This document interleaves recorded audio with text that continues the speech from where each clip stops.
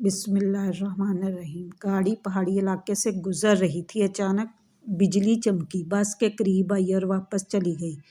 बस आगे बढ़ती रही। आधे घंटे बाद बिजली दोबारा आई, बस के पिछले हिस्से की तरफ लपकी, लेकिन वापस चली गई। बस आगे बढ़ती रही। बिजली एक बार फिर आई और इस बार दाएं साइड पर हमला आवर हुई, लेकिन तीसरी बार भी वापस चली गई। ड्राइवर समझदार था, इसने गाड़ी रोकी और ऊंची आवाज में बोला, भाइयों, बस में कोई गुनाहगार सवार है। ये बिजली इसे तलाश कर रही है। हमने अगर इसे ना उतारा तो हम सब मारे जाएंगे। बस में मरगी फैल गई और तमाम मुसाफिर एक दूसरे को शक की नज़रों से देखने लगे। ड्राइवर ने मशवरा दिया, सामने पहाड़ की नीचे दरख्त है, हम तमाम एक एक करके उतरते हैं और दरख्त के नीचे खड़े हो जाते हैं।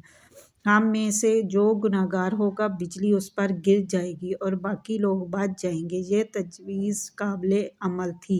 तमाम मुसाफिरों ने इत्तेफाक किया। ड्राइवर सबसे पहले उतरा और दौड़कर दरख्त के नीचे खड़ा हो गया। बिजली आसमान पर चमकती रही, लेकिन वो ड्राइवर की तरफ नहीं आई और वो बस में वापस चला गया। दूसरा मुसाफिर उतरा और दरख्त के नीचे खड़ा हो गया। बिजली ने इसकी तरफ भी तवज्जो ना दी।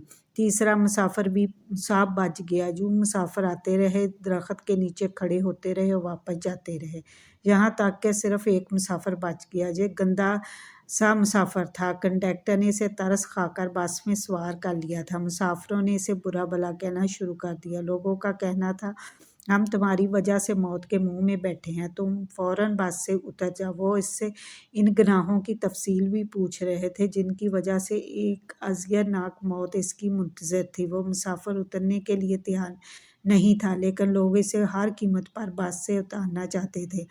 मुसाफिरों ने पहले उसे बुरा भला कहकर उतरने का हुक्म दिया, फिर इसे प्यार से समझाया। आखिर में इसे घसीट कर उतारने लगे तो वो कभी किसी सीट में पकड़ लेता और कभी राड के साथ लिपट जाता और कभी दरवाजे को मार लाता, लेकिन लोग बाज न आए। उन्होंने इसे ज़बरदस्ती घसीट कर उतार दिया। ड्राइवर ने बस चला दी। बस यूं गुनाहगार से चंद मीटर आगे गई कि दहाड़ बिजली गिरी और तमाम मुसाफिर चंद लम्हों में जलकर भस्म हो गए। वो गुनाहगार मुसाफिर 2 घंटों से मुसाफिरों की जान बचा रहा था।